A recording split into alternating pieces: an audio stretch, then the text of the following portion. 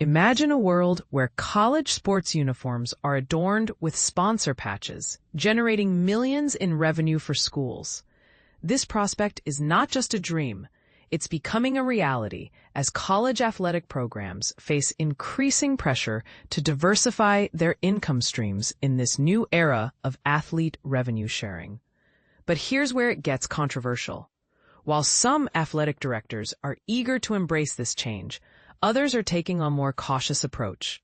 Cole Gahagan, the president and CEO of Learfield, the largest multimedia rights holder in college athletics, is optimistic about the imminent arrival of sponsor patches on team jerseys. He shared with the Associated Press that the 67 Power Conference schools, along with Notre Dame, could potentially unlock hundreds of millions of dollars in new revenue once the NCAA gives its approval. Gahagan anticipates that this approval could come within a matter of months. The concept of sponsor patches is not new. They've been a staple in international soccer for decades and have recently gained traction in major American sports leagues such as the NBA, NHL, MLS, and Major League Baseball. For instance, last year, the 23 MLB teams that featured jersey patches collectively earned an impressive $204 million from these advertisements, according to data from sports marketing firm Sponsor United. Gahagan argues there's no reason why college should sit behind those leagues with that opportunity, as sizable as it is. Currently, the NCAA prohibits corporate branding patches on uniforms, aside from the logo of a school's apparel sponsor. However, the NCAA's decision last year to permit commercial advertisements on football fields suggests that the approval for uniform patches is likely on the horizon. Nebraska's athletic director, Troy Dannen, expressed his belief that this change is overdue, stating, "It'll come, and it should come, as part of the NCAA's efforts to modernize its regulations."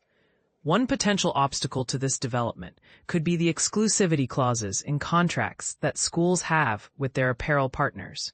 Major brands like Adidas, Nike, and Under Armour typically do not allow other corporate sponsor logos on the uniforms they provide. Gahagan mentioned that he and other stakeholders have engaged in promising discussions with these apparel companies to potentially relax these restrictions.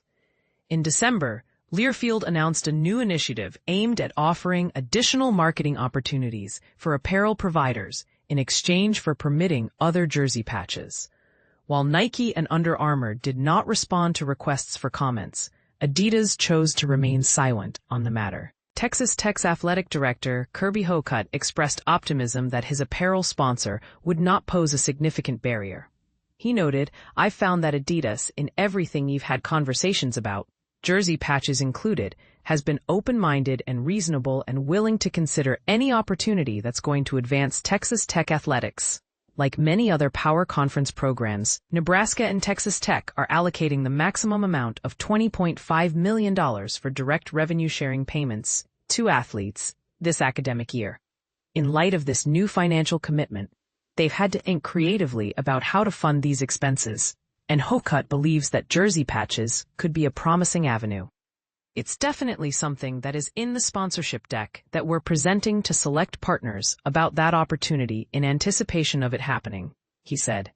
However, he also acknowledged that they do not yet have a deal in place. Dannen cautioned that for some institutions, the financial benefits of jersey patches might not be as substantial as anticipated.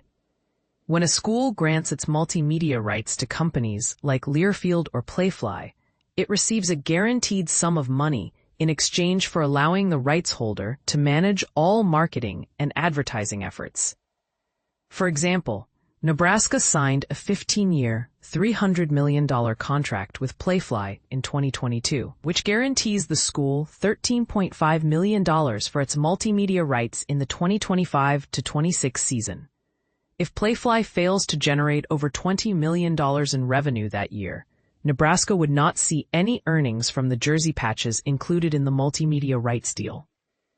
Dannen pointed out that jersey patches were not part of the conversation back in 2022, and would need to be evaluated as new inventory. He suggested that it might be more financially advantageous for schools to collaborate as a conference, such as the Big Ten in Nebraska's case, to negotiate a collective jersey patch deal, similar to how they handle television contracts.